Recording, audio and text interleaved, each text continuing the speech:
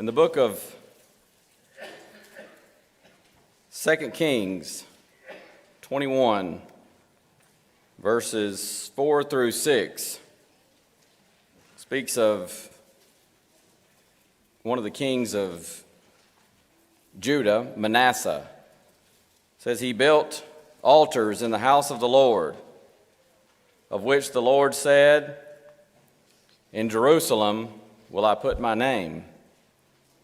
And he built altars for all the host of heaven in the two courts of the house of the Lord. And he made his son pass through the fire, and observed times, and used enchantments, and dealt with familiar spirits and wizards. He wrought much wickedness in the sight of the Lord to provoke him to anger. That expression, he made his son pass through the fire, is a reference to worship of the false god, the idol, Molech. We can look in history and learn a little bit about Molech. There were said to be 7 chapels when it came to this Molech worship. The first chapel you could enter into and reach with an offering of fine flour. The second chapel, if you offered turtle doves or young pigeons, you would be granted access. The third chapel would require a lamb as a sacrifice, a ram for the fourth, a calf for the fifth, and to reach the sixth chapel, you could bring an ox as an offering to Molech. But to reach the seventh chapel was reserved only for those who would offer a son in worship to this false, abominable idol. In Jeremiah chapter 7, verse 31, he says in verse 30, the children of Judah have done evil in my sight, saith the Lord. They have set their abominations in the house which is called by my name to pollute it. And they have built the high places of Tophet, which is in the valley of the son of Hinnom, to burn their sons and their daughters in the fire, which I commanded them not, neither came it into my heart. This reference to the high places of Tophet and the valley of the son of Hinnom, this is where they would participate in this Molech worship. There is some dispute about this, but it does seem that, from what I could glean, that most scholars believe, as far as these terms, Tophet and Hinnom.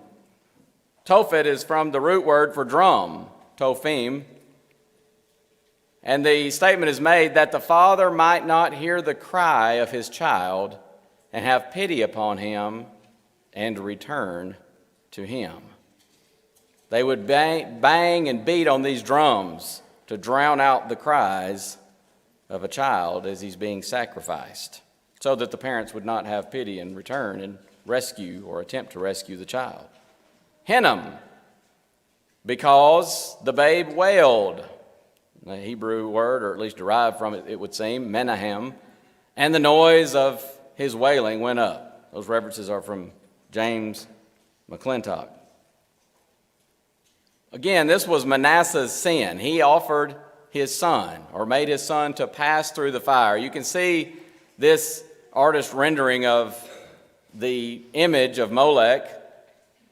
Many believe it to be, we don't know 100% for sure, I've mentioned this before, but the captivity so broke the Israelites from idolatry that when they returned, they destroyed every image they could find. And to this day, archaeologists will tell you that you will almost never even find an image, an idol image, period.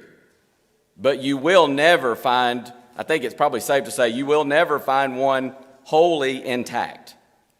When they do find one, it's just a piece. But through archaeological research and such, we've come to understand that most likely this image of Molech was some type of a bull or a calf type of head, and maybe with the horns on it as you see in this image, but it would have outstretched hands, usually made of some type of metal. And this is where it gets a little bit harder to distinguish exactly what would happen. Some folks believe that there would be a fire kindled underneath. Some believe that these hands were hollowed out on the inside and that the fire was inside. But either way, you would have this metal, and not to be too graphic, but so that we understand, they would heat this thing until it is glowing red hot, and then the child would be placed there on that searing hot metal.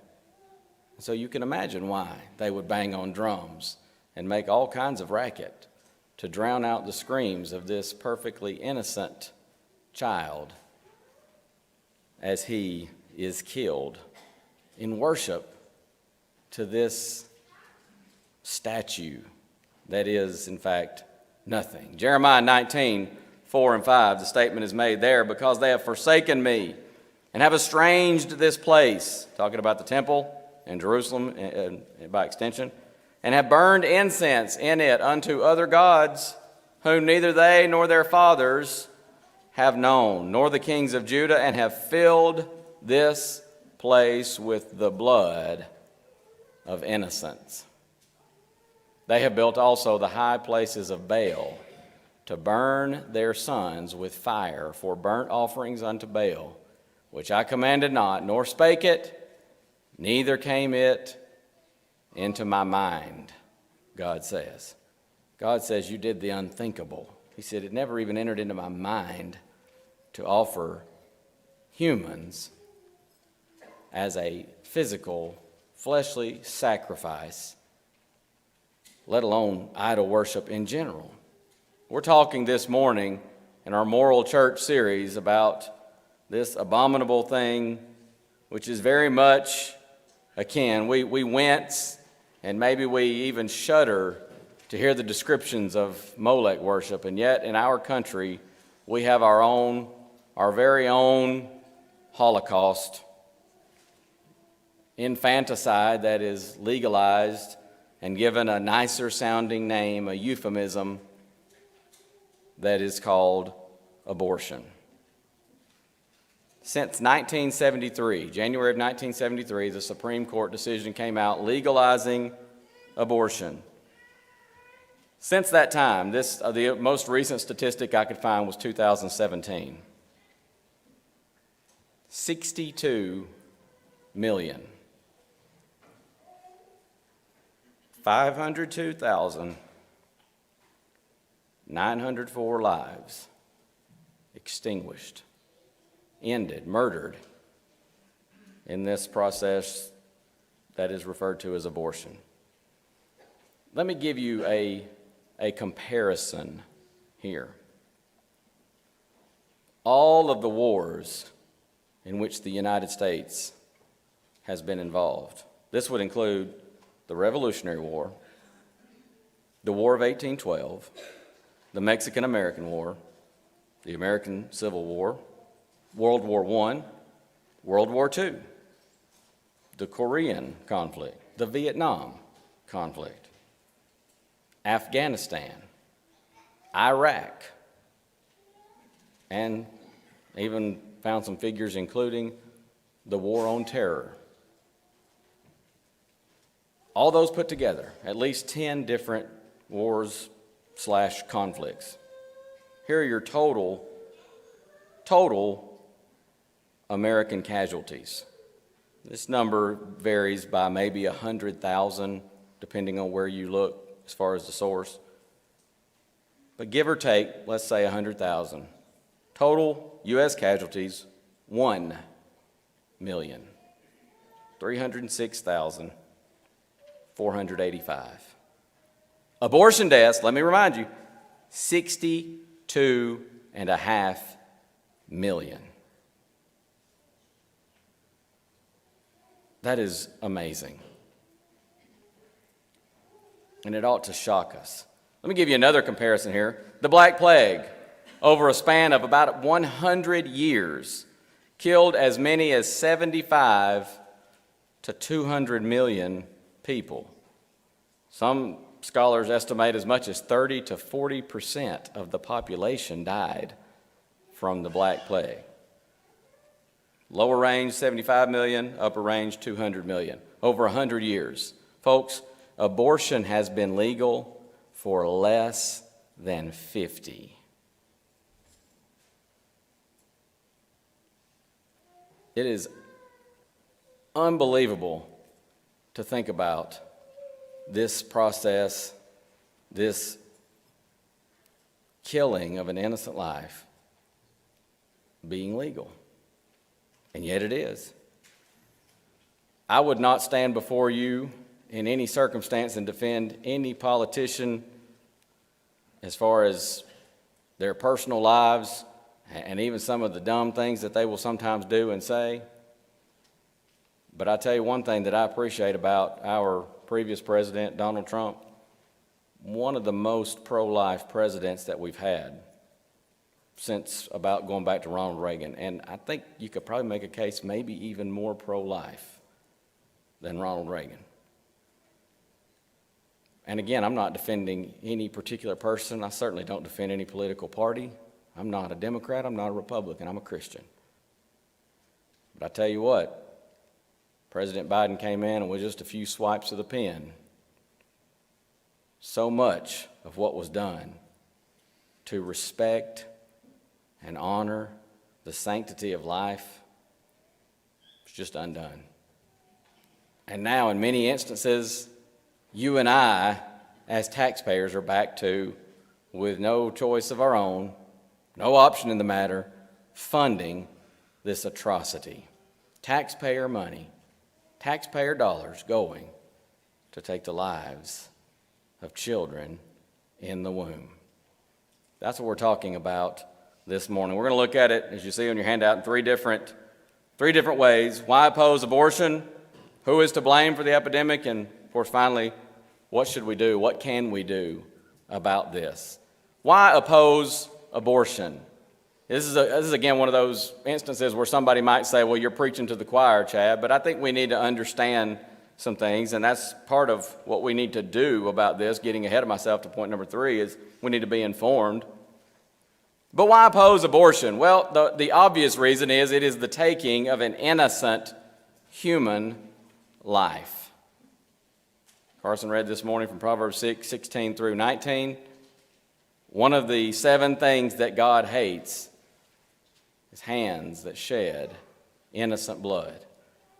And I think it kind of goes without saying, but what could be more innocent than an unborn child? There could be no more innocent blood to be shed than the blood of an innocent, unborn child. Man is made in the image of God himself. We know this from Genesis 1:27. God says there, really backing up to verse 26, let us make man in our image, after our likeness. Let them have dominion over the fish of the sea, over the fowl of the air, over the cattle, over all the earth, over every creeping thing that creepeth upon the earth. And verse 27 says, so God created man in his own image. In the image of God created he him. Man is made in the image of God himself. Man is different from animals. Now, I know sometimes people will, you have this evolutionary thought that is behind so much of this. And I don't remember the source, but it was, I read this several years ago from a radical feminist that was supporting abortion. And the statement was made, a horse is a pig, is a rat, is a human. And the idea there was, we're all just animals. Humans just happen to be a little higher on the evolutionary chain. No. 1,000 times no. Man is different from animals. Man has been given dominion over the animals. We saw that in Genesis 1:26. Man is of higher value than animals. Matthew 10:31, Jesus says to the people there as he's teaching, fear ye not, therefore, ye are of more value than many sparrows. Humans are different from animals. If you don't understand that, well, you may not even be accountable because it is so blatantly obvious. And it's insulting for someone to make such an ignorant, untrue statement as to say a horse is a pig, is a rat, is a human. No, not even close.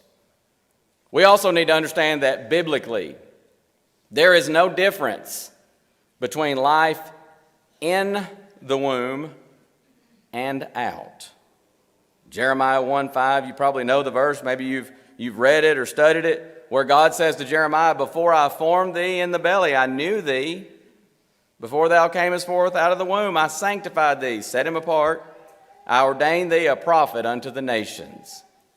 God recognized that life being in the womb. Luke 1:41, it came to pass that when Elizabeth heard the salutation of Mary, the babe leaped in her womb, and Elizabeth was filled with the Holy Spirit.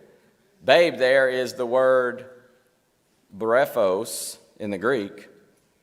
And in 2 Timothy 3:15, probably a familiar passage to you, a familiar verse, where Paul says to Timothy, "And that from a child thou hast known the Holy Scriptures, which are able to make thee wise unto salvation, which is through faith, which is in Christ Jesus." From a child you've known the Holy Scriptures. That's brephos.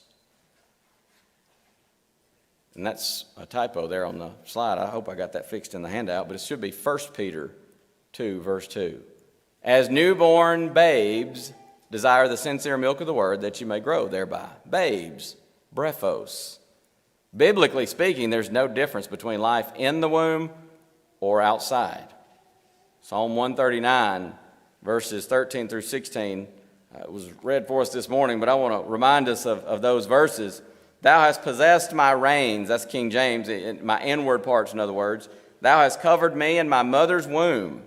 He says, "I will praise thee, for I am fearfully and wonderfully made. Marvelous are thy works, and that my soul knoweth right well. My substance was not hid from thee when I was made in secret and curiously wrought in the lowest parts of the earth. Thine eyes did see my substance, yet being unperfect. And in thy book all my members were written, which in continuance were fashioned when as yet there was none of them." If we had more time, we could just explore this passage alone, because it speaks some amazing things as far as creation and the development of life, things that coincide with what we find when we research the scientific development of a human. But just suffice it to say here, there is no difference biblically between life in the womb and out. And so why oppose abortion? Number one, because it's taking an innocent life. Number two, we should oppose abortion. All humans should oppose abortion because it simply is against human nature. In a sermon not too long ago, we talked about this passage in Romans 1 dealing with the sin of homosexuality. But in Romans 1, just going to begin here at verse 27, he says, "Likewise also the men, leaving the natural use of the woman, burned in their lust one toward another, men with men, working that which is unseemly, and receiving in themselves that recompense of their error, which was meat. And even as they did not like to retain God in their knowledge, God gave them over to a reprobate mind to do those things which are not convenient, being filled with all unrighteousness, fornication, wickedness, covetousness, maliciousness, full of envy, murder, debate, deceit, malignity, whisperers, backbiters, haters of God, despiteful, proud, boasters, inventors of evil things, disobedient to parents, without understanding, covenant breakers," watch it, "without natural affection, implacable, unmerciful, who knowing the judgment of God, that they which commit such things are worthy of death, not only do the same, but have pleasure in them that do them." It is against human nature. The natural behavior of a mother is to protect her child, not to harm her child. When a mother abandons her child, when a mother kills her child, something is very, very wrong there. And I think that should go without saying, but apparently it doesn't, at least in some places. The natural human instinct is to protect that child, even to the point most mothers I know would give their lives gladly, without even thinking about it, for their child. When that's not the case, something is very wrong. Number 3, we need to understand the vast majority of abortions are rooted in selfishness. I know that's not easy to hear sometimes for some folks, and I don't know any other way to say it, but it's the truth. They're rooted in selfish reasons. Somebody says, well, Chad, don't you know, sometimes people are raped and they become pregnant. Sometimes there's a situation of incest and a woman becomes pregnant. And what about those situations? We'll talk more about that a little bit in just a moment, but let me say this. Abortions for rape and for incest barely make up even 1%. Health reasons, you have 6%. I remember our very first child. Reagan had an ectopic pregnancy. And the doctor told her, in fact, it stuck with me. This has been probably a good 18 years ago. But I remember very well sitting in that office with the doctor, and he told us in no uncertain terms, he said, I will not perform abortions. But he said an ectopic pregnancy is, the medical code or whatever may show as an abortion, but he said it's a situation where if you don't do this, you die. You die and the baby dies. Accounting for all of that, 6%. But 93% of abortions are for social reasons. This child is unwanted or in some way or another inconvenient. Just a few examples. Sometimes people say, I can't afford a baby right now. I'm broke as a joke. What am I going to do? Can't afford it, so I'm going to go and get an abortion. Sometimes they don't want the social stigma of being an unwed mother. What to do? Well, I'm just going to abort this baby. You see how ridiculous and selfish this gets. Sometimes say, well, I got too many children already. I don't need another child, so I'm going to go get an abortion. Sometimes people say, I'm just not ready. Maybe somebody says, I just went through a divorce. It's just a terrible time. Well, it's a terrible time for you, no doubt. I don't deny that. Divorce is an extremely difficult thing to go through. But so you're going to decide to end a pregnancy simply for that reason? Is it convenient for the child? Is it an easy time for the child if you decide just to end his or her life? Somebody says, I've just been widowed. On and on the reasons might go. But these are reasons that are rooted in me, self. It's interesting, some pro-choice websites that you go to, one in particular I read, they say, people say that Americans are they're going to use abortion as birth control. That's a myth, they say. In fact, would it surprise you to know that many people who have abortions are already on birth control? That just proves the myth. They were on birth control. It didn't work. Something happened. No birth control is 100%, except abstinence. Are we listening, young folks? But that just verifies the myth. Rooted in selfish reasons. And then finally, under this point, I want to look at some objections that are sometimes given to opposing abortion. Sometimes people say, we can't say. I hope you understand there is absolutely no reason, no good, logical reason for anybody to support this atrocity. And what a black eye on our state that a senator now has been elected who, number one, takes upon himself an unauthorized religious title that is strictly forbidden in Matthew 23 by Jesus Christ himself. I tell people I will never refer to him as reverend, and just for this reason alone, irreverend would be the more appropriate title. But to go and say you can support abortion and to call oneself a preacher of the gospel? There are other issues there doctrinally, but this one alone, I tell you, I don't care who the candidate is, I don't care who the party is, it is a deal breaker for me. If you had two presidential candidates and they both came out and said, I believe a woman should have a right to choose abortion if that's what she thinks is right for her. If they both said that, I'm staying home. I'm not voting for either one of them because that is a deal breaker for me. I can't speak for everybody else, but for this old boy, I cannot in good conscience ever cast a vote for someone I know supports that. I may not know and find out later, but if I know, not a chance. What are some objections that people give to opposing abortion? Well, here's a little cartoon I ran across. The one you hear the most is a woman's right over her own body, right? That's what people say. A woman has a right over her own body. And man, I've heard some people get really upset about this. Sometimes ladies get really upset and say, you cannot tell me what to do with my body. Well, if you're a Christian, number one, it's not your body. You're bought with a price, 1 Corinthians 6, 19 and 20. But I think this cartoon, I think it was printed as like a political cartoon, but it certainly has a moral truth to it. But I think it illustrates very well the foolishness of this. But here's this lady, she says, he kissed me and I melted. My heart pounded at his touch. His embrace sent the blood coursing through my veins.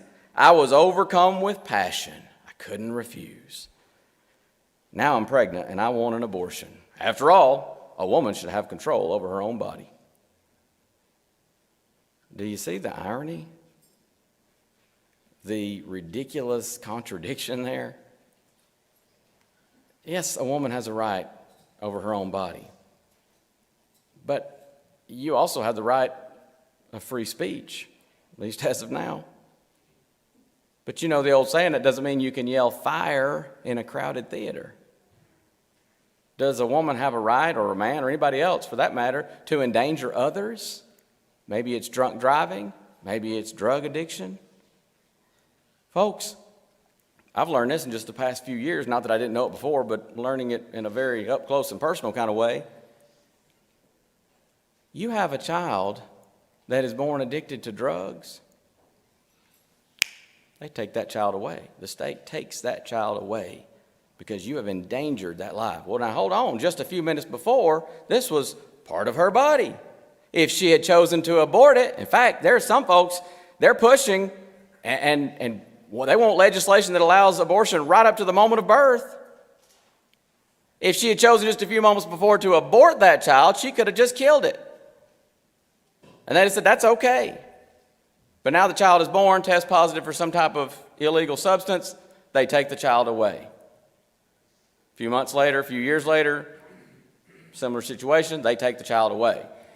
But if she had just aborted the child and killed it, they say that would have been okay. Do we not see how utterly absurd that is? We need to realize that in reality, when a woman is pregnant, she is responsible as well for another body. Exodus 21, 22, and 23 says, if men strive and hurt a woman with child so that her fruit depart from her, in other words, she goes into labor and has this child, and yet no mischief follow, the child is okay, in other words, he shall be surely punished according as the woman's husband will lay upon him, and he shall pay as the judges determine. And if any mischief follow, if the child doesn't make it through this, then thou shalt give life for life. You see, when a woman is carrying a child, she is responsible for her body, yes, but she's also responsible for another body as well. And you get down to Matthew 7:12, the common sense thing here is, Jesus says, therefore all things whatsoever you would that men should do unto you, do ye even so to them, for this is the law and the prophets. At the end of the day, it's not practicing the golden rule, is it? Was it Ronald Reagan maybe that kind of was famous for saying several years ago, I notice all the people who are for abortion have already been born? You know, nobody would want to just have their life snuffed out arbitrarily. And yet, nobody asks the child. Nobody cares about what the child feels or thinks in those situations. Some other objections that are given. Sometimes people say, well, what about rape? Listen, I don't defend that, obviously. It is a horrible, unspeakable crime, to be sure. But we need to understand, for one thing, pregnancy after rape is extremely rare. And it's even unlikely, doctors say, for physiological reasons and emotional reasons. But counseling abortion after a rape situation is unwise. Number one, two wrongs don't make a right. And the abortion can be physically and even emotionally dangerous to the mother in that situation. And it's an unfair situation. Ezekiel 18:20 says, the soul that sinneth, it shall die. The son shall not bear the iniquity of the father, and the father shall not bear the iniquity of the son. Rape is a horrible crime, and a great grievous sin has been committed in that situation. But why punish the child for that? Incest. Again, you have very few instances of pregnancy here, and even fewer instances of abortion. If we had more time, we could get into that, but a lot of times there's some very messed up thinking in those situations. And on the rare occasions when a woman does become pregnant, more often than not, she wants to keep this child. But again, both those situations are rare. And again, two wrongs do not make a right. Sometimes people say, what about a handicapped child? I mean, here's a child who's been diagnosed. Maybe it's Down syndrome. Maybe it's some kind of severe handicap. Shouldn't we just go ahead and abort that? A lot of folks are familiar with Tim Tebow, standout quarterback at the University of Florida. He even had played in the NFL some, even had a little brief stint in the minor leagues as a Major League Baseball player. His mother was told he was going to be severely handicapped, and if I remember the story correctly, I believe that the doctor even recommended that she abort him. She chose not to. We don't always know what's going to happen. But even if we know that, even if we could be 100% for sure, this comes down to the question, is all human life sacred or not? And let me ask you a question. If you decide some life is not sacred, who gets to decide? Are we going to turn that over to the state, to the government? Because what if they decide when you get older, your life's not very sacred anymore? We're going to start culling you out. What if at some point the state decides, as Hitler and Nazi Germany did, that if you're not this color skin or this particular religion or that, whatever, that your life is not therefore sacred? Then do we have a problem with it? You see the slippery slope that we get into with that. Let's ask the question, who is to blame here? We could give a lot of folks, I suppose, but I've kind of summed this up into several quick subpoints here that we'll notice. The Supreme Court, the United States Supreme Court, obviously is to blame, at least in part for this, in our country at least, for the 1973 Roe versus Wade decision. Did you know that Jane Roe, I forget, I used to know her name, and I meant to look it up before the sermon, but I forget. But the Jane Roe of that case, that was a pseudonym, of course. She now opposes abortion, and she has actually gone places lecturing and talked about how she was used, manipulated. She understands that she did wrong and she had a choice, but she was very much manipulated by those who wanted to use her to further that agenda to legalize abortion. Lawmakers who've made laws to further this sin, they're to blame. Government social planners, organizations like Planned Parenthood, who do untold damage promoting abortion rather than adoption. Doctors and abortion clinic owners who put greed ahead of life, sometimes even selling body parts, as we've learned in recent history. Just all in the name of making money. Well, let's get a little closer to home. Fathers and mothers who choose abortion because they just simply refuse the responsibility of being a parent to the child they have brought into being. They would certainly they would certainly bear blame in this matter. And you know what? We ourselves are to blame if we sit back and simply do nothing. There are various ways that we can get involved, various things we can do, but if we do nothing, you know the old saying, all that it takes for evil to prevail is for good men to do nothing. What can we do about this epidemic, this blight upon our nation, our country? Well, number one, I think, as I said earlier, we need to be informed and know the facts. There's an overwhelming amount of information available out there. There are websites like apologeticspress.org, focuspress.org, ChristianCourier.com. Those are some run by brothers. There's the National Right to Life Council, NRLC.org.com, I can't remember. Lots of information is out there where you can find out the facts. We need to know the facts about when life begins.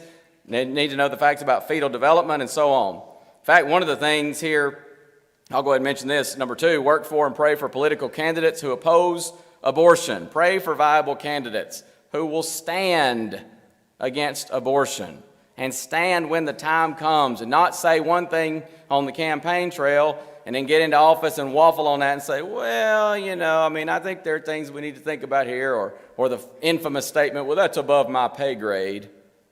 Well, it is above our pay grade, but the one who is above our pay grade has told us, and it's very clear. But speaking about political candidates and being informed about the development of life, there have been laws that wanted to require. They were not going to make abortion illegal. They simply wanted to require a woman seeking an abortion to have an ultrasound. The shock and the horror, right? Make her have an ultrasound. And groups like Planned Parenthood, they went berserk. And do you know why? I don't have a percentage that I can give you, but there is a huge number of women in places where they do this, where they have the ultrasound, and some states actually have laws requiring it.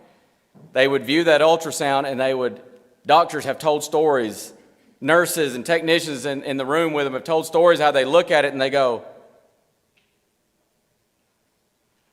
that's alive.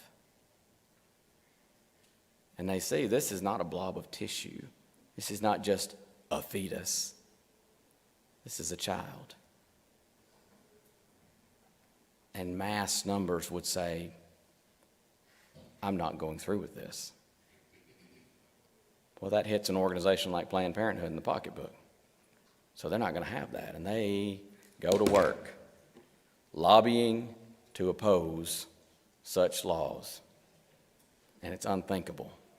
Number 3, we need to teach morality, teach purity. 67% of abortions come from single mothers. And when you add in the divorced, widowed, and so on, you get as high as 83% of abortions by single mothers. We need to teach morality. We need to teach purity. This is not the school's job. Teach it at home and in the church. But thank God for those that when they do mess up, they repent, they confess, and they bring that child into the world.